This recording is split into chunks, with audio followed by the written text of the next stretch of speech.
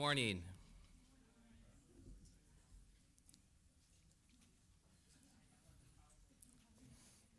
It's a privilege to welcome you to AUM's Civil Rights and Civic Virtue Society Speaker Series Breakfast.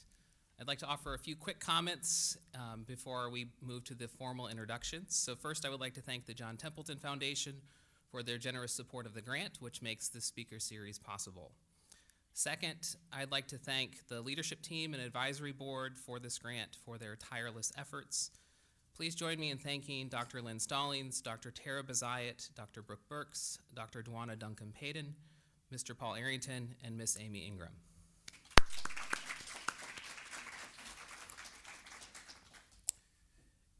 Third, if you're a member of the faculty or a student, there's a flyer circulating somewhere, maybe some of you in the back. I would encourage you to grab this flyer. This is about a new opportunity that's coming up this summer for a summer seminar that will take place between July 31st and August 4th. Is that right? August 3rd. One of those dates. Monday through Friday.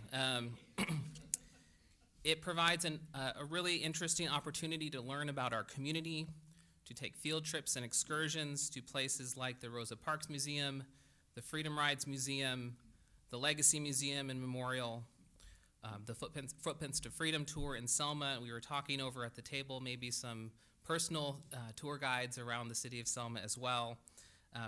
It's a chance to engage in conversation about civil rights and civic virtues, and to hear from prominent speakers, including Dr. Hassan Kwame Jeffries, who's the brother to the current minority leader in Congress, Dr. Nancy Snow, and Dr. Bradley Burrows. Faculty and students who participate will receive a small stipend for their participation and their commitment. So in that flyer, which is in the back, there's a QR code that will take you to a lot more information about the summer seminar, as well as a link to apply. You probably don't want to apply from your phone. You probably want to apply from a computer. So you can also email. There's an email on that flyer to get more information. We're happy to respond to those emails. Fourth, and finally, just in terms of housekeeping, you'll see that after the presentation this morning, there's an opportunity to ask some questions. So we want to make sure that your voices are heard, so I have a microphone that I'll bring around for you to ask questions. And before you leave today, on the program on your table is a QR code that we would love for you to fill out feedback about today's event. Without further delay, let me turn to our introduction. This speaker series is one of the activities funded by a generous grant from the John Templeton Foundation. The speaker series provides opportunities for us to host individuals who have distinguished themselves through their lives of service within the community. Today's speaker is particularly noteworthy. Mr. Allen was a student activist in the civil rights movement. Between 1963 and 65, he was numbered among the thousands of students who protested against segregation laws in public accommodations and in voting rights. He was one of the first African Americans in Alabama's National Guard. He was Selma's first African American firefighter, their first African American fire chief. He mentioned at the table he spent 30 years as the PTO president for a local school. His daughter was at that school for only 1 year, right? So he is committed to serving his community. These are among the notable activities for which he was honored with the Civil Rights Legend Award from former President Barack Obama. At the tables in the back are a number of pictures about his life. I would encourage you before you leave today to take a look at those pictures. He also has some of his books, the memoir that he's written about his life in the back as well. You're welcome to purchase a copy, maybe get it signed.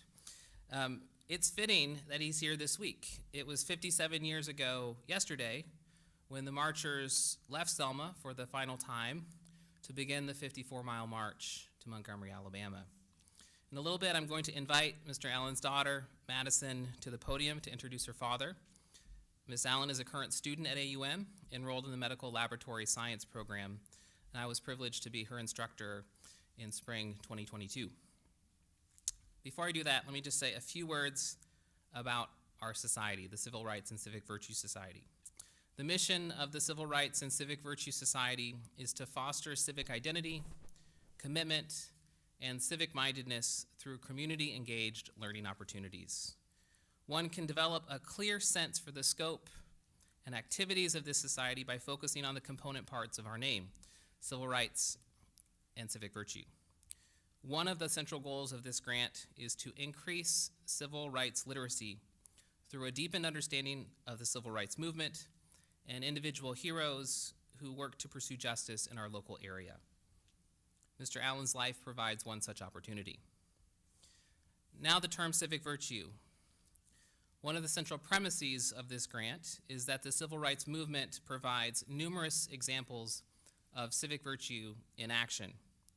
The individuals and groups who participated in civic action, from sit-ins to peaceful protest, to bus boycotts, to marches, to the civil rights leaders who spoke in the cause of justice, displayed extraordinary virtue in the pursuit of freedom, of equality, and of a flourishing life. These exemplars offer portraits of how we can participate in our communities as we engage with fellow citizens in the ongoing pursuit of justice. So this society provides opportunities to increase our understanding of civil rights and civic virtues by engaging with our community. At this time, I would like to invite Ms. Madison Allen to the podium. Ms. Allen is a senior in the Medical Laboratory Science program at AUM. As I mentioned, she was in my reasoning and critical thinking class in the spring of 2022. It was in this context where I learned about her father. In one of the reflection assignments for that class, I asked students to choose a person they thought exhibited one of the virtues we were discussing, and Ms. Allen chose her father as a person who exemplified the virtue of perseverance. So I was inspired by that reflection, and when we were awarded this grant, I immediately thought of inviting her father to speak with us today. So without further delay, Madison, please come to the podium so you can introduce your father. Please join me in thanking and welcoming Madison.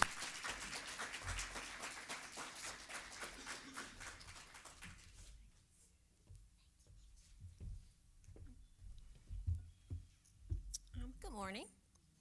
Hi, so good morning. My name is Madison Allen, and of course I'd like to thank the Auburn University at Montgomery, as well as the Civil Rights and Civic Virtues Society for this opportunity.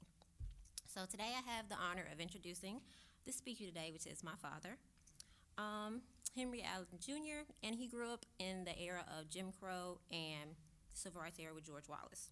His father and mother never went past the elementary education, but his mother ensured that him and his brothers and sisters were equipped to go to school and still make something of themselves.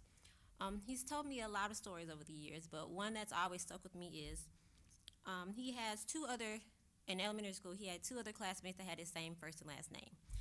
His English teacher was prejudiced, and after they had their final exam, she gave one of my father's classmates, who had the same last name, his A, and gave my father C-. Of course, my father was upset about it, and he went to her in a very respectful way and said, I like the grade that I earned. And she blatantly told him that she gave him the grade that she thought he deserved. And he took that C-. And ever since that day, he has always strived to be fair, and has always strived to never let that happen to another child again. So, he has a lot of firsts. I'm sorry, guys, I'm nervous. He's the first firefighter in Selma, the first fire chief in Selma, the first African-American National Guard, and, of course, my father. He has always been very, very committed to community service, especially when it comes to the education of children. And him being one of the, as a student marcher in the civil rights movement, has always moved him to where he feels like, of course, children are the future. Adults, of course, they can choose whether or not, or what road or path they want to take. But when it comes to children, you have to build them on something of course, like Dr. Cobb was saying, our civic duties, perseverance, humility, caring about the community, caring about yourself, and wanting to treat people fairly and want everyone to be treated fairly. So, without further ado, I'd like to present my father, Henry Allen Jr.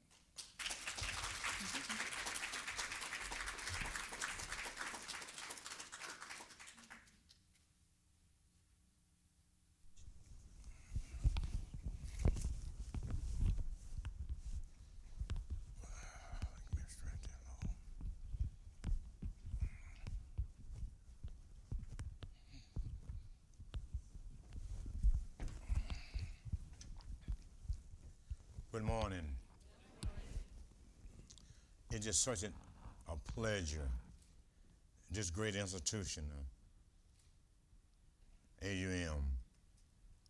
And when my daughter Madison had shared with me that she wanted me to come over and then do a presentation with Dr. Cobb.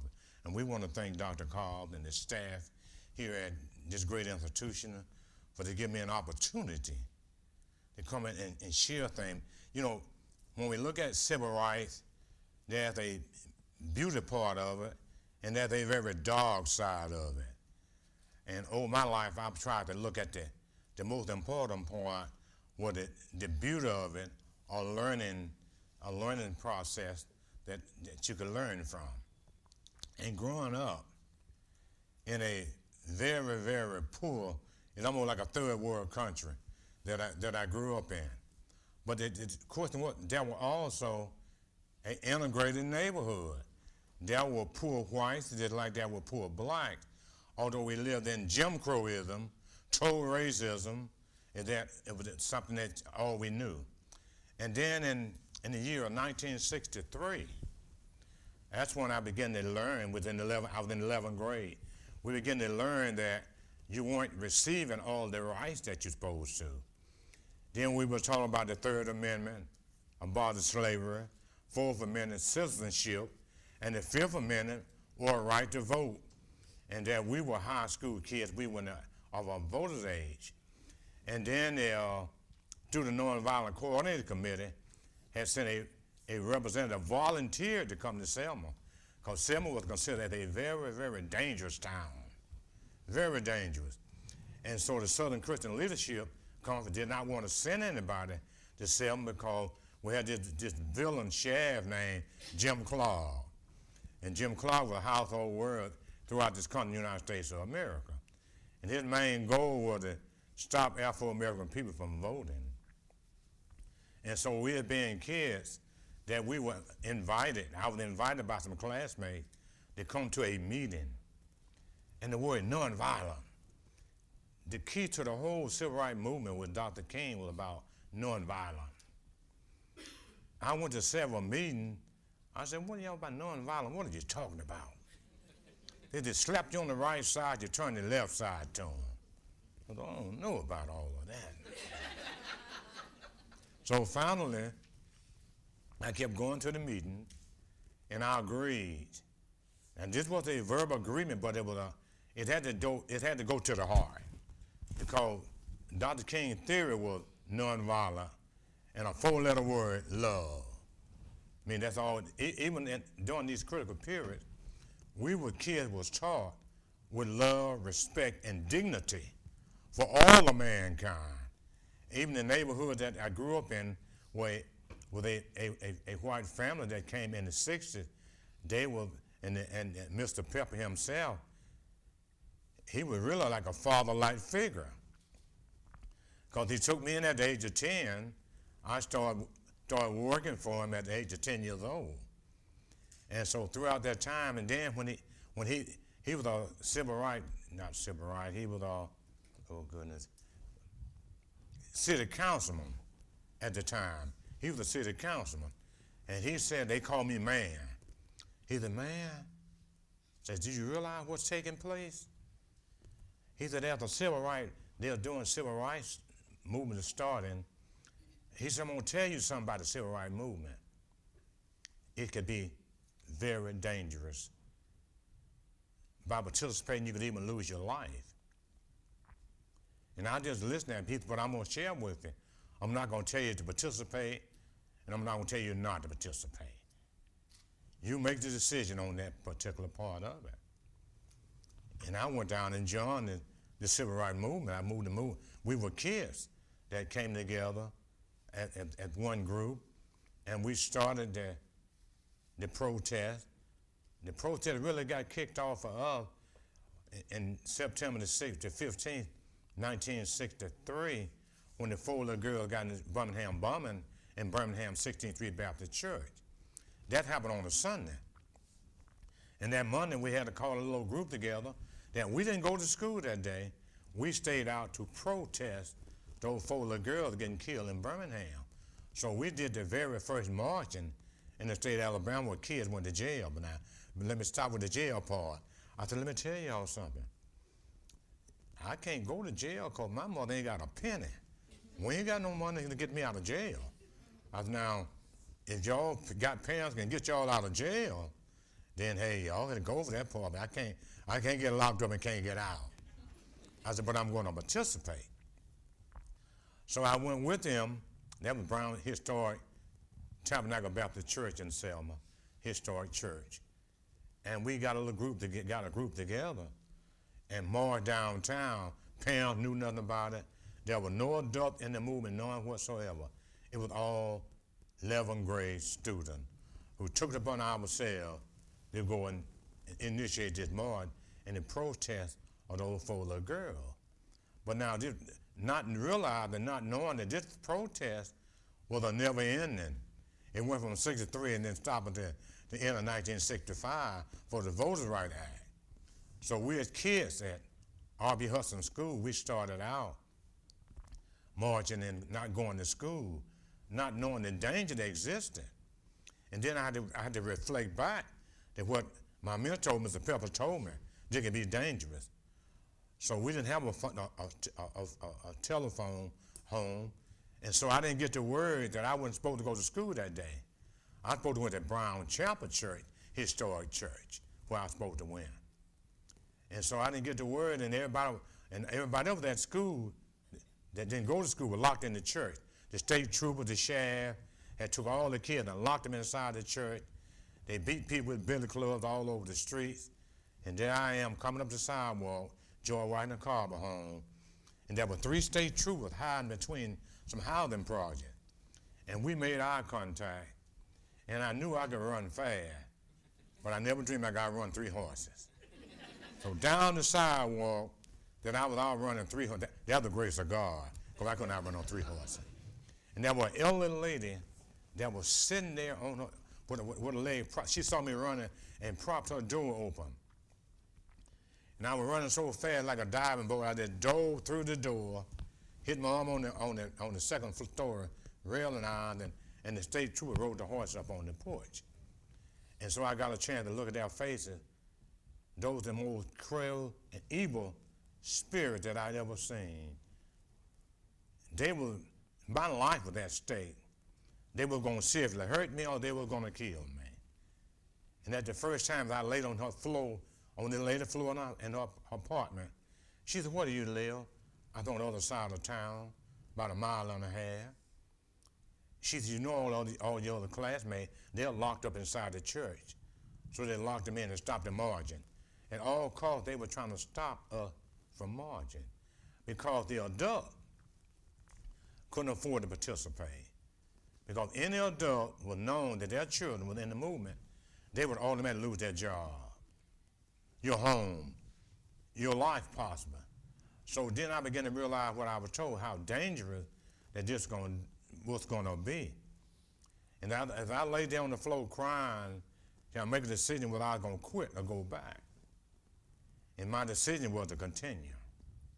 So I continued from there, but I had to wait until dark, because I lived on the other side of town, and there was some dangerous white neighborhood that I had to go through. So I went up the railroad track like the hobos on the train. I knew they were there. They were looking for a train to ride to Mobile. We call them hobos. And I walked the railroad track, and on the way home, to make sure I get into a safe neighborhood where we were going to. So this was not a stopping point. So every day that we would go to school and we would continuously to mount up and go back to the church and start discriminating, and we start marching, because of the fact that the adult could not march. And all black people did not participate because they had unique jobs and they were buying homes. So anything that they would find out about you, they would do it. My mother cooked at a downtown restaurant, making $14 a week there. So when they found out that 3 of us was participating, I had a sister and a brother that was younger than I were, so there were 3 of us. And she knew nothing. We didn't tell the mother nothing about it. So we got to do it for the first march from Brown Chapel Church to demonstrate. And so I went and looked on the list. You had to sign a list before you went to jail. They at least know where you were. And so when I looked on the list, both of their names were ahead of my name. I said, wait a minute here. I said, now, I'm the oldest. Somebody got to go and tell Mama who's in jail. I said, look like y'all names already on the list. So I'm the oldest brother. I'm gonna have to be the one to tell Mama, y'all gonna put your name down and go and march around, or did a march around the corner. They had a bus waiting to lock us up. But the whole plan was to fill up every jail in Dallas County, Marengo County, and Wilcox County. We're gonna fill all those places up in the city jail. So we'd fill it, and we'd fill them all up. So I went home and I said, Mama, they called my brother Shake and my sister, baby sister. I hate to tell you, but they're in jail. She grabbed her heart like Samson's son did when Fred would grab his heart. That's how my mother grabbed her heart. She said, what are they doing in jail? I said, well, Mama, we've been marching. She said, marching where? I said, well, we just marched for the right to vote. They told her, then she said, but I didn't give y'all no mission to go and march anywhere. And Mama, I don't know what in jail there. All I know is they're locked up. I don't know which jail. So at that time, 3 weeks later, the probate judge probate judge, he wrote a letter and he told her to come to the courthouse. And so we didn't have a car, we didn't have a bicycle. So we walked downtown, Mother and I, we walked downtown and went into the courthouse. That's when the judge gave her a latching. He called all the ugly words you can name, and I was standing side by side. The words that don't open your mouth, don't say anything, because you're only going to make the world worse. And he threatened her and told her they better not come back to school. They better not never see their face again back in my courtroom.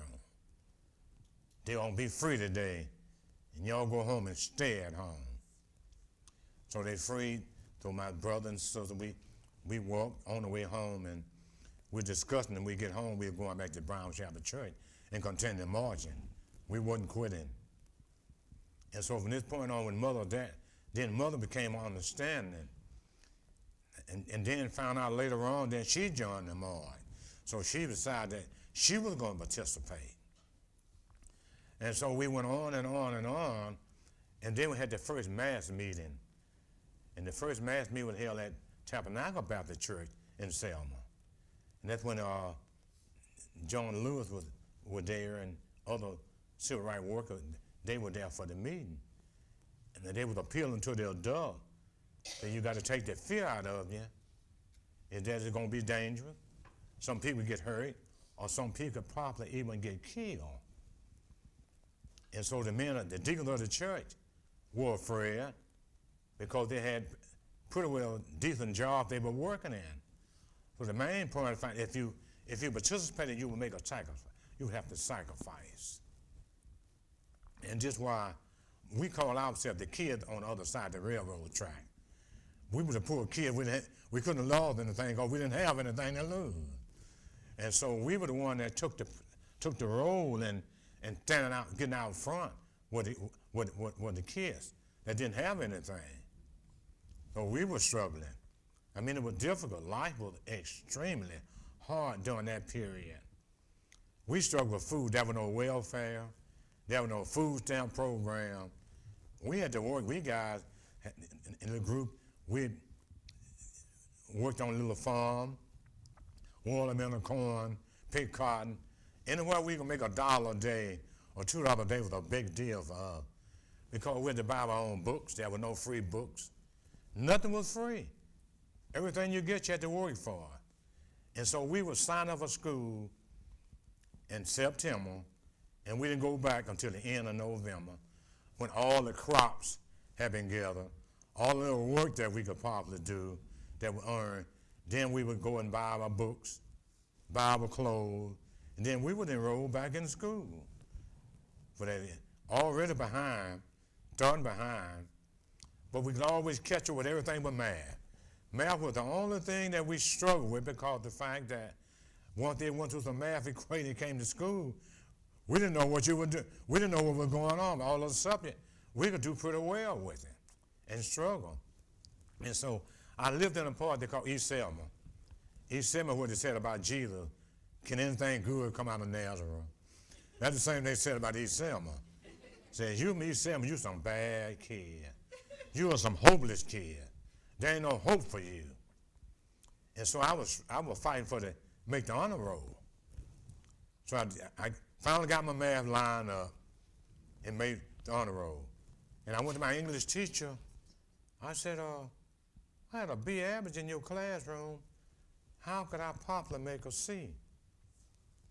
She looked at me and she said, she was a black teacher, doctor's wife. She said, because you're from East Selma.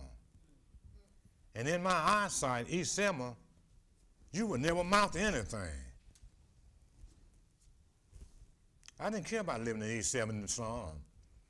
But when she took my grade away from me, it just tore me all apart. I went in the bathroom and cried my heart out. I said, Lord, what can I do? I did my best. And my best with her wasn't good enough. From that point on, I couldn't tell anybody because we were from East Selma. And that's how we were looked upon. I mean, I was facing double racism. Racism from the white society, and then the so-called black society also was discriminated against you because we were poor, but we were proud, poor kids. And we were the kids that made sure that the adult finally made it to the Edmund Pettus Bridge. That was bridge crossing day. And then from the courthouse to the bridge. Well, every day we had the parents begin to take the fee away. What little had was taken away from us. We didn't have anything. We didn't know anything about writing civil rights, and not the least of it. But one thing we kept in mind was nonviolence. I had my first encounter with Dr. King. They came to Brown Chapel Church, and he looked at us, and he was always in a hurry. He never spent no more than a minute in what he was doing. He said, I came to congratulate you kids on you doing a good job, nonviolent. Keep nonviolent in mind. This is what's going to help us to make it through, is being nonviolent. But Jim Clark and the sheriff never stopped arresting people. We never stopped marching. We never quit what we were doing. But the struggle continued. Then had a black organization they called the Dallas County Voters League. That was the first league in the state of Alabama that really had a group of people together for the right to vote. And we had some World War I veterans, some World War II veterans, and the Korean conflict veterans. And these particular group, they had gone off to war, and President Roosevelt told them, well, when you go off to war and come back home, you're going to have your rights. And so we had one particular, this Charles Adams, he was a lieutenant in World War I. He went to Alabama State College in Montgomery. And he wasn't no attorney, but he knew all the ins and outs, how to write, and did a lot of letter writing. So he wrote all the letters and joined the first NAACP, every organization that could actually come and educate the blacks during that particular time. And so he got so good until the what we call a white citizen council. And the white citizen council, what they were about, they were to keep all the blacks in line. And the school superintendent came to school and he told our principal, he called the N-word that he couldn't control us. See, if he couldn't control them, he can. He was under pressure from the white citizen council. So he got it, we had 4 doors in the front of the school. So he blocked the center door. We politely went around the side door and went on out and went on back to marching. And so then he put out a referendum, is that I was in the 12th grade. He said, any of my 12th grade student, he said, I know the ones who have missed 6 days out of school. If they miss a single day out of school, I promise you, they wouldn't graduate. Then the flag went up there. Because every one of us was there, we had one thing in mind. Our only hope was to graduate. I mean, that was the only ticket that we were going to have out. And then we didn't know where we were going in because we didn't have no money, no scholarship. We couldn't go anywhere. And so the teacher called and had a meeting with us. We're going to tell you something, what y'all got to do. I want you to keep marching. But when school is out at 3:15, then y'all go back to Brown Chapel Church and continue the marching. Because we ain't going to stop marching until something happens. We don't know what's going to happen, but we're going to keep marching. And the march continuously go on. And my neighbor, she was not a part of the nonviolent part of it. Sheriff Jim Clark would get in the line, they get in line to vote, at the courthouse to vote. He would come through with all the deputies and every Ku Klux Klansman, every soldier, every bitter organization, hate group that he was participating with was there. But one thing about Sheriff Jim Clark, he had a black girlfriend that lived behind where I lived at. Now, all the stuff that he was doing, out of all that he was doing, he was dating a black woman. And he was a raconteur man, and we was kids were watching him as he would bring Kroger sacks of alcohol out of one house and take it to her house, and she would sell the alcohol for him. And so these were the kind of things that we had, that we saw, and we looked at, and what is this man doing? What are we looking at? We can see white males stand with white women, but with black women. And there were no complaints about it, nothing was saying. But you better not let no black man give no white woman. He's going to be from a hanging tree somewhere, or he's going to be in the Alabama River. So we watched all this, and that was a very confusing side of it. We said, what are we dealing with? What's going on in the world we are living in, and the struggle we are going on? And then the Vietnam War had came in, burning draft cards.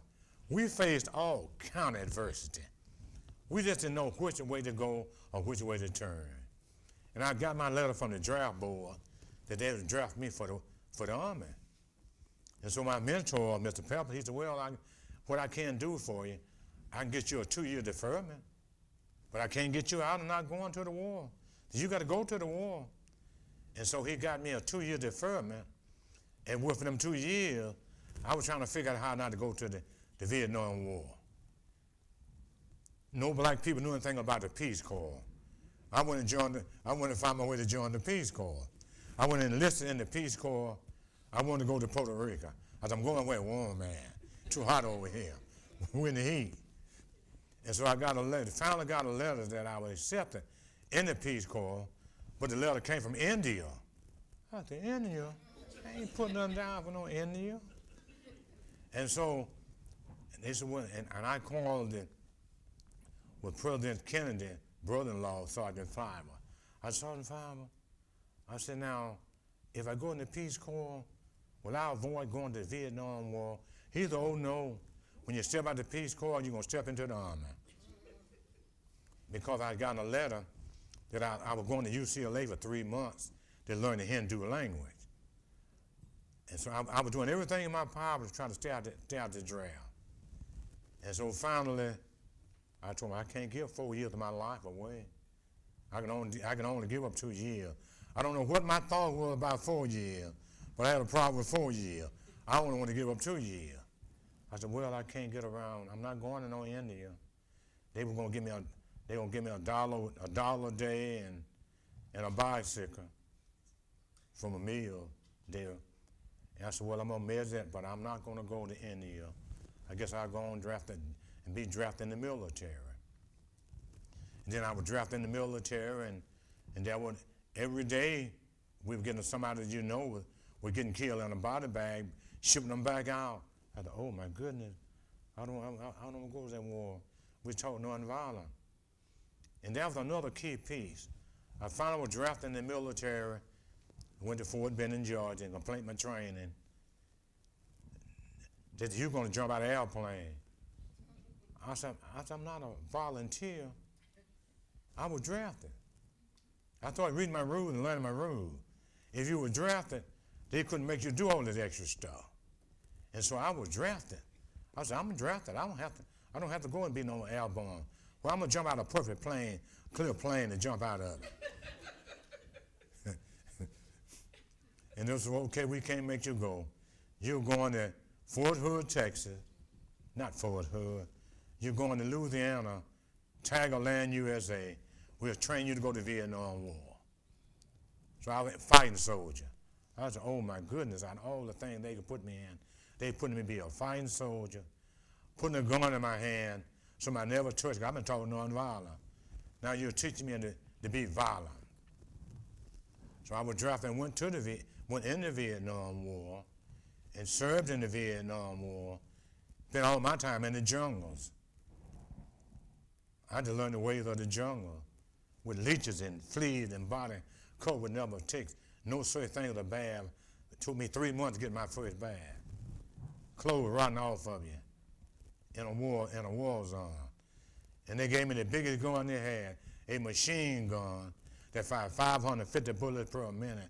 That was my weapon. That was my wife for a year. I was the husband. I was a bounty hunter. That's the worst position they could have put me in was being a bounty hunter. Looking for a fight, going through the jungle. They call it search and destroy. Whatever you found, you destroyed. And finally, I got to the point where the mind, so much war, so much bloodshed, so much sin, so much going on, until it started affecting me mentally. I had 3 ammo barrels who took all my ammunition with them, and they stayed on with joints. They took it their part smoking joints. I said, I ain't smoking no joints. I need something. I can do something better than that. I can call on my Father in heaven. I'm gonna need something that's gonna keep me alive.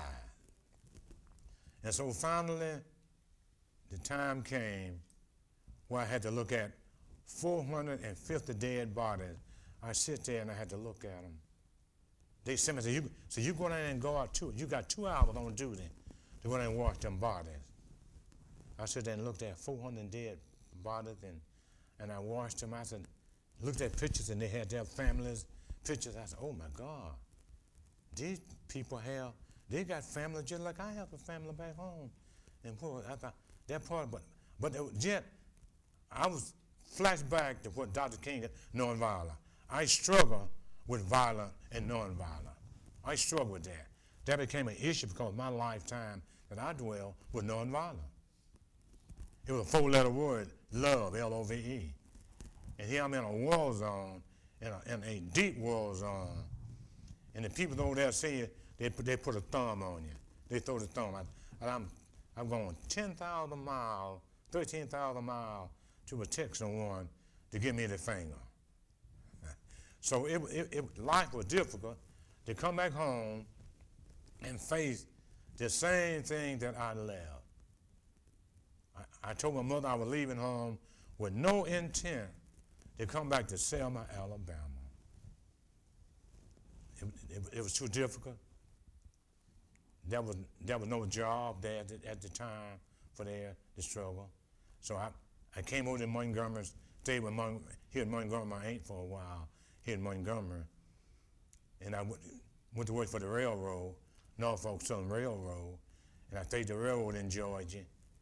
They had no black state troopers. They wanted me to be a state trooper, policeman, because I specialized with weapons. And during that period, they wanted to hire me as a gunslinger. I said, I'm not going to take no gunslinger job, because all you're doing is killing black folk. I ain't finna come home and take a gun, because the first time that I stop a white family, they're going to give me the thumb, and they're going to call me the N-word. And I got a hairline trigger finger. I've been and shot somebody before I realized I done shot them. You trained me to do that. And see, that's the thing that even the VA right now is struggling with, Agent Orange. I slept in Agent Orange, all these deadly chemicals. And all of my comrades around me, they're deceased and passed on. So I'm still here for a purpose. I have a purpose in life. So I wound up on the railroad. When they cut the train off, they had a train that left the Montgomery station here, Union Station, would go in the morning time to Atlanta, it would come back. So I was going to be a train driver. I waited for my job to be a train driver. But after they cut the train off here in Montgomery, they cut the train off, and then I said, well, and they transferred me to Augusta. I said, I ain't lost nothing in Augusta, Georgia. I ain't finna go to Augusta, Georgia. I'm going back to Selma, Alabama. And I went back to Selma, Alabama, put in an application at the Selma Fire Department, was already in the reserve in the Alabama National Guard. Didn't realize that I was the only black in the Alabama National Guard. I went to Hattiesburg, Mississippi, to a training camp, and I walked around the training camp, and I didn't see any black people. I said, where all the black guys? There's a basketball goal. No black guys gonna hang around a basketball goal. And I said, I don't see anything but 10,000 white men. That's all I see. And I found out I was the only black there. And all the people there. I said, oh my goodness, what I got going on here. So when I get back to Selma, Alabama, I got to recruit some folks. I got to recruit some black people in here. And then, in the meanwhile, then I was at home, I was a bricklayer, cement furniture, and I was laying on my car, debating. Then the fire chief came up. He said, what's your name? I said, my name Henry Allen. He said, I got your application. You got a very impressive application. Matter of fact, I never seen an application impressive you over there. So follow me back to the firehouse. Got in my car and followed him back to the firehouse. Never told me I was hired. Had me fill a bunch of papers out, and I sit down there at the desk with the other white firemen. They said, what's your plan for the day? I said, I'm going home. The chief come back. They said, no, you don't go home until 7 o'clock tomorrow. I said, 7 o'clock tomorrow? He didn't tell you were hired? I said, no. Nobody told me I was hired. He was, you were hired. So go ahead on and get your thing and come back. And as soon as I came back, the fire alarm went off. And he said, grab your coat off the rack over there and get on the back of the truck and let's go. I got on, went there, and we had a building on fire. And the building on fire burning. He said, to go on top and put it out. The building already falling in. Why I'm gonna get on top of it and go up there for? And so that was my starting point from there. But in spite of all, the point was that I looked at them at my white comrade and understood. And 3 months later, I got promoted because that night when they put me on the phone, I would run a simulator on how to drive the truck and how to set the pump and all these things that you need to do, because wasn't anybody going to teach me anything. So I was a self-starter. I got promoted,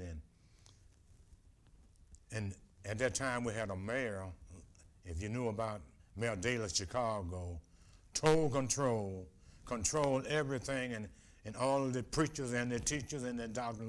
He controlled everybody. And so they were afraid. We had a union. They needed a union representative. And they were afraid.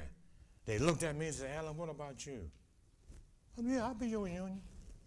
I'll be your union president. So I am only black in the home without the union president because of fear. They were fear of the mayor.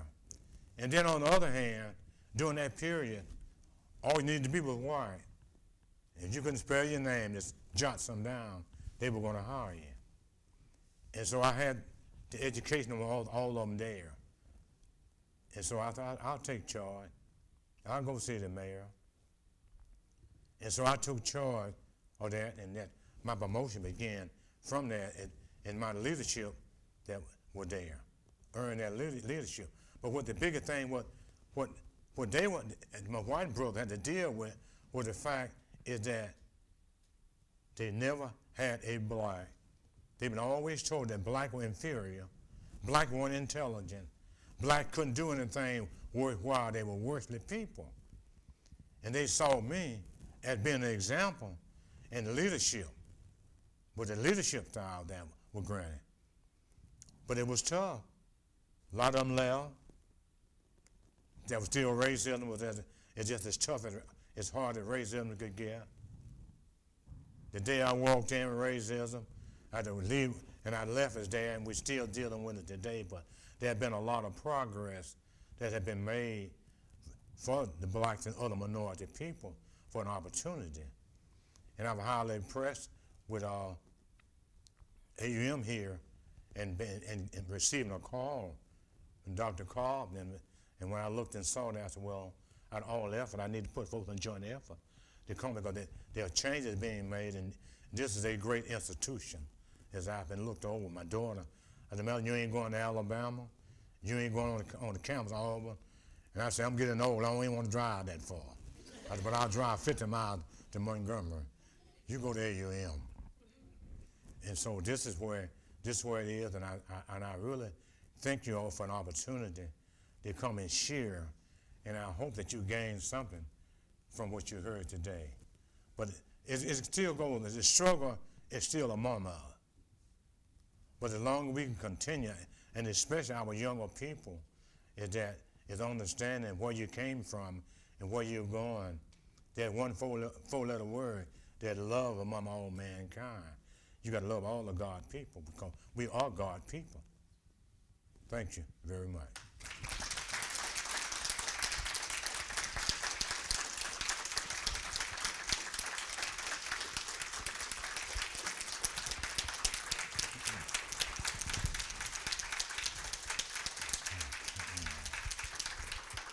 Get me down and get a little dizzy here. Okay. Okay. Thanks.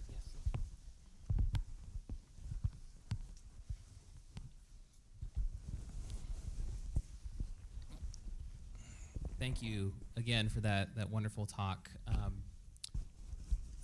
I would like to offer some space and some time to ask questions of Mr. Allen. And so I'm here. I can see if somebody would like to raise their hand to ask the first question, and then I can walk around and grab the next people. So who would like to ask the first question?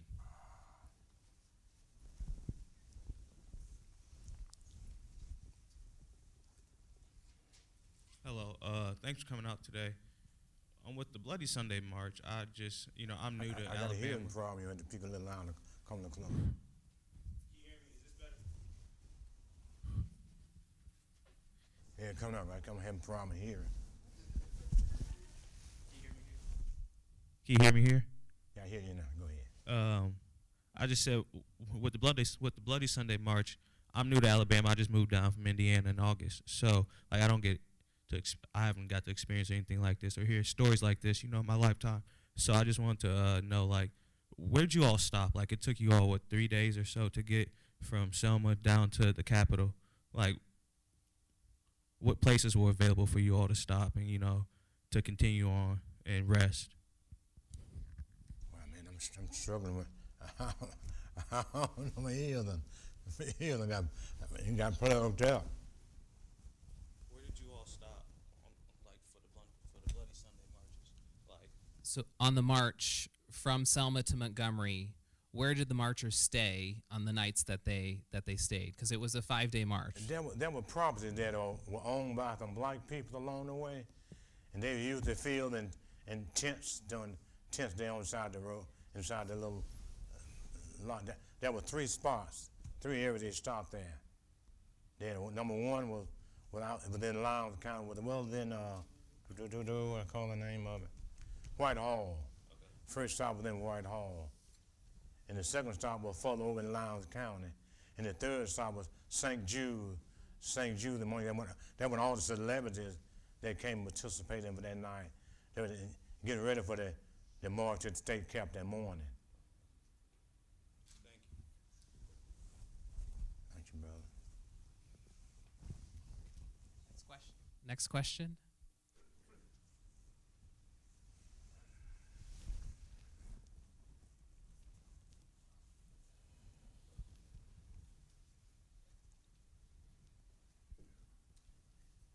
The part of your comments that struck me most deeply was thinking about your mom during the time that she had children in jail and didn't know where they were. Could you tell us more about that particular time? About going to jail. And about how your mom dealt with the time where she didn't know where her children were. No parents or anybody knew where your children were. Once they went to jail, you know, we first started out here in the city jail and county jail. That's where it first started at. But the plan was to fill up every jail that we could even send some to Montgomery if we could. That was the whole plan. The whole plan was to fill up with jail and keep marching until there would be come to some understanding, some agreement that you were going to give them the right to vote. The whole thing was to deny you the opportunity to vote, and we kids was supporting the adult. We had to support the adult because they couldn't have done it without the children. And that was no fear. They knew Jim Crow. We didn't know anything about Jim Crow, and we didn't care anything about Jim Crow. And so by going to jail, finally, it got so many kids went to jail that it got to a point where they stopped sending kids to jail. They started running. They just started dispersing us. They called it at Brown Chapel Church. They called it putting a wall around it. My brother named it the Berlin Wall. They started singing a song, "Welcome to the Berlin Wall." and the kids, we took it and moved about a fun type situation. It wasn't until them horses started chasing me that it can't never be no fun no more. It was all serious business. Your life was on the line. And our life stayed on the line. There were kids that even got hit with the billy club. They didn't spare because you were kids. It didn't matter. We had it was cruel and hatred. I never saw so much hatred and bitterness in all of my life as what the people had. I hope I answered your question. I'm struggling with my hearing. The Vietnam War left me with my hearing effect. Can you speak to how your mother responded to you and your siblings when you came out of jail, and what that experience was like for her? Well, when she went to the jailhouse, she was so nervous because the judge, Bernard Run, was a hard man. And it really was to intimidate her enough to make her children stay at home. That was the whole formality that he put there to frighten you. It was fear. They put fear in it. And when she did put a lot of fear, I think her greatest fear was when I told her that I didn't know what it was. She grabbed her heart like Fred Champa on Sampson's son, grabbed her heart. But she had come after them 3 weeks or more, and she had come with a better understanding about what was going on, and then she had lost her job.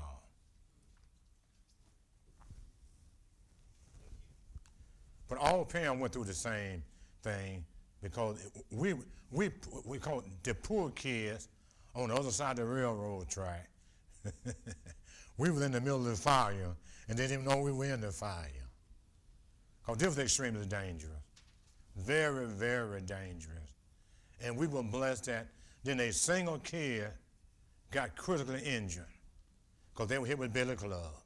They were hit hard. They were pushed down and shoved down. And there was never no resistance. There wasn't no nonviolent really came in there because of the fact that you didn't talk back, you didn't scream at, you didn't say, you just took whatever they put on you, and that's what you did. The key to the whole thing, if you were down, if you're pushed down, don't get up. They got to help you up. But if you get up, you get hit. That's what happened. And just over here. Why do you think the response? Okay. Why do you think the response was so brutal? Why you think was part of the student? The response from the state troopers, that the white population, basically? Why do you think it was so brutal? Basically, the state trooper had, Governor Wallace had gave the state trooper, Al Lingo, he was at that time he was the head man. And so he was there, so he was on orders that he had ordered from the governor to stop the marches at all costs. Those were the orders that they had. And then the sheriff, Jim Clark, asked for more deputies. And they just started picking, if you were white and you didn't like black people, mount up. I mean, that was the whole thing. That was the whole manner. No nice and no business. You couldn't be the nice guy. You got to be a tough guy to participate in this. Because it was real ugly. It was never nice. Yeah, I'll take that back, forgive me. At the Berlin Wall, it made something to show their true colors. The Berlin Wall. They were so tired. Jim Clark had a heart attack. We prayed for him when he had a heart attack. It just shows that the heart that the kids have, that nonviolent. And that's what the key with that nonviolent. Not to put forth no effort at all. But just take a licking and keep right on ticking.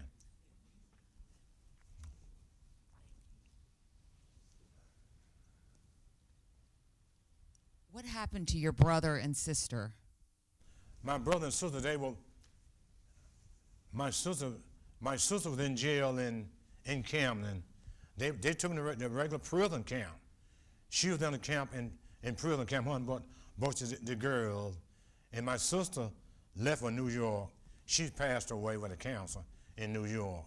She passed away. In the same year, in '65, after the Civil Rights Movement, my brother and about 10 of them got a convertible car somewhere over in Perry County, and they had a wreck, and he was killed in an accident. So we never got the real truth about the whole picture, because nobody would never tell us the truth of what really happened. We still don't know today what happened to them, but they both were deceased.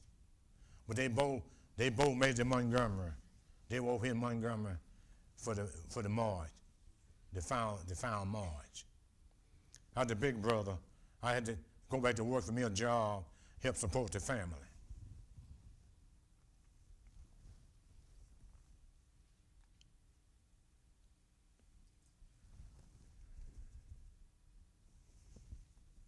Oh, can I ask? It was Bernard Lafayette who came to Selma first. Is that correct? From the student? Volunteer. Yes. Can you speak to?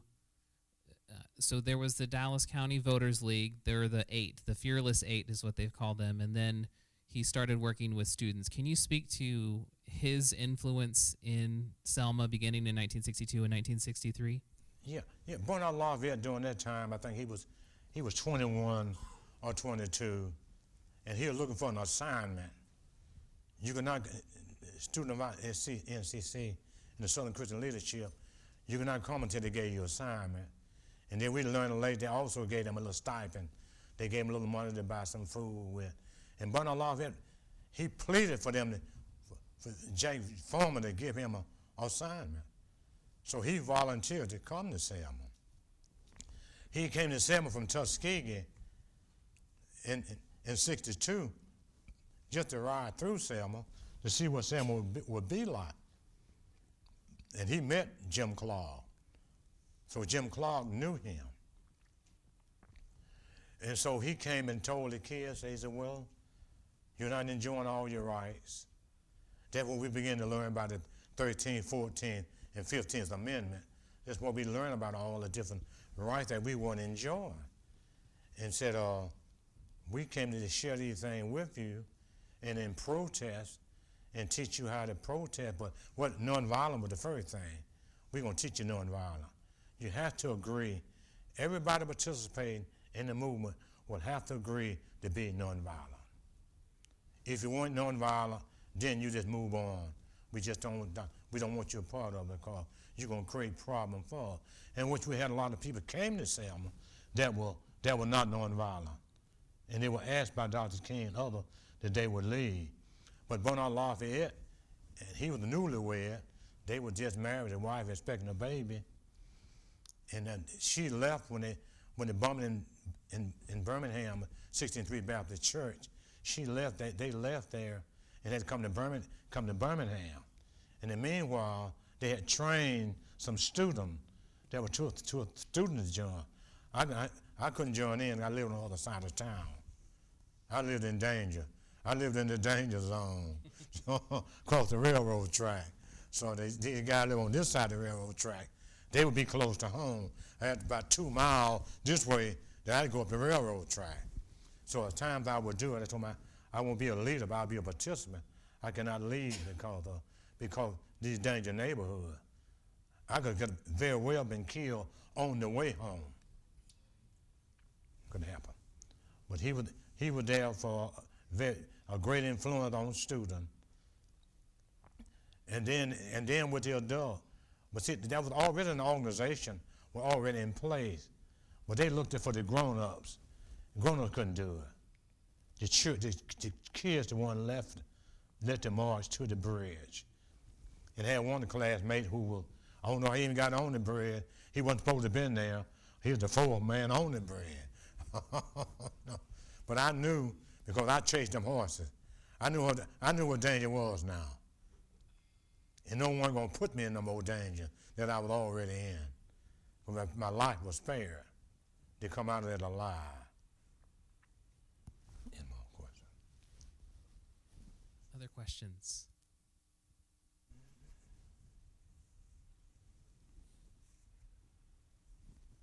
What time is it? So this is actually, I think, a good time. The time allotted for this event is drawing to an end. So before we leave, please join me in thanking Mr. Allen one more time.